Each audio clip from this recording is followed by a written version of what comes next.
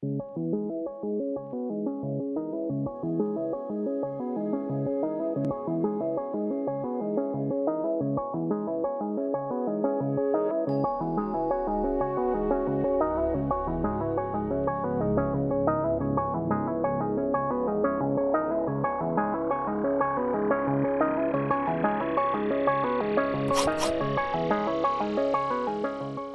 femmes ont toujours enfanté. Et elles savent enfanter, en fait. La survie de l'espèce dépend des femmes, mais on leur a volé ce pouvoir depuis qu'on a voulu que les hommes soient des médecins. On n'est plus du tout actrice de notre propre enfantement, mais plutôt spectatrice. Ils savent, ils sont médecins. J'ai fait confiance parce que je ne savais pas. Mais si j'avais su ce qui allait, tout ça, j'aurais dit non. Et on a tendance à ne pas savoir qu'on peut dire non à un professionnel de santé, à un médecin.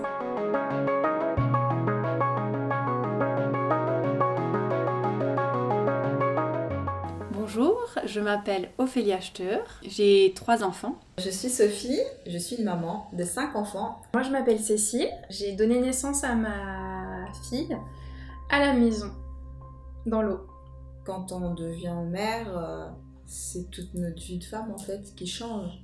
Pour moi, l'accouchement, c'est un vrai rite de passage dans la vie d'une femme, puisqu'elle devient mère. Et on a besoin de personne pour ce rite de passage. Je pense qu'en ayant expérimenté un accouchement en structure médicale, donc à savoir clinique, hôpital, et en ayant fait le choix d'enfanter chez soi, dans son cocon, à la maison, c'est vrai que là, c'est là qu'on voit mais toutes les failles en fait, toute la différence. C'est un pouvoir en fait qu'on se réapproprie en fait, un pouvoir en tant que femme et future mère. Je dis pas qu'on a l'impression qu'on nous le vole en structure, mais presque. Je pense que je me suis fait voler mon accouchement clairement. Et à lui, sa naissance aussi certainement. Les médecins, c'est génial, merci, parce que au jour d'aujourd'hui, on a beaucoup moins de mortalité, aussi bien pour les femmes que pour les nouveau-nés. Mais parfois, ça peut faire des dégâts. Déjà, j'ai eu un décollement de membrane le premier jour où je suis arrivée et personne ne me l'a dit. J'ai vécu rien, parfaite santé, aucune ouverture de col, voici votre enfant.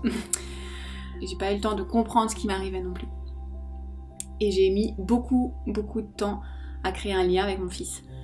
J'étais pas préparée à tout ça. Pour moi, tout allait bien, donc pourquoi le provoquer ? Il y a beaucoup de choses qui rentrent en compte, mais en général, c'est la libération des places. C'est une maman qui va avoir un travail long, forcément, elle va occuper une salle de naissance. On va pas forcément vous dire ce qu'on vous injecte, etc.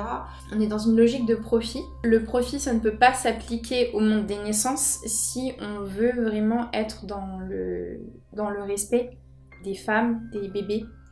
Ça, c'est pas possible. La sage-femme doit vraiment se donner entière à la femme qui donne naissance. Elle ne peut pas se concentrer sur 4 naissances en cours à la fois. C'est pas possible en fait. Enfin, si, on peut le faire, mais mal. On peut pas le faire bien. Et puis en France aussi, on est vraiment dans une culture où l'accouchement à domicile est vraiment marginalisé. C'est pas dans la norme, on va dire. On est tout de suite vu pour l'irresponsable de service. Il y a environ 70 sages-femmes dans toute la France, c'est très peu, qui sont habilitées à faire des accouchements à domicile. Elles ne sont pas du tout bien vues par le corps médical. En général, c'est un peu la chasse aux sorcières. Normalement, une grossesse, un accouchement, c'est pas une maladie. On va à l'hôpital pour des maladies, pour des opérations chirurgicales ou autres. Mais en soi, on peut très bien enfanter chez soi.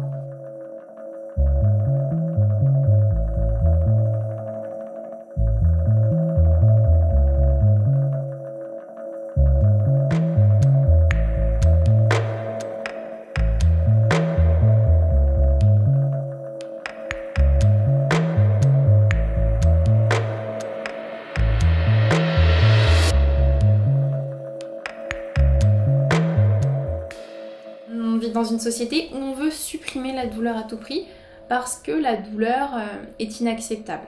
Au début, avant de me laisser embarquer dans le train, j'ai ressenti de la douleur. Quand j'ai compris que je devais accepter et me déconnecter de tout le reste, j'ai commencé à percevoir les choses de façon différente et en fait ça a été absolument gérable. Mon corps était déjà en train de pousser, c'était pas moi qui poussais, c'était mon corps qui était déjà en train de pousser, mon bébé qui était en train de pousser. J'ai ressenti ça et je me suis dit, mais c'est quand même quelque chose d'incroyable de mettre au monde un humain. Et c'est difficile de lâcher prise quand on est dans un milieu qui ne nous est pas familier. C'est l'équipe médicale qui vous dit quand il faut pousser, quand il faut pas pousser, quand il faut s'arrêter.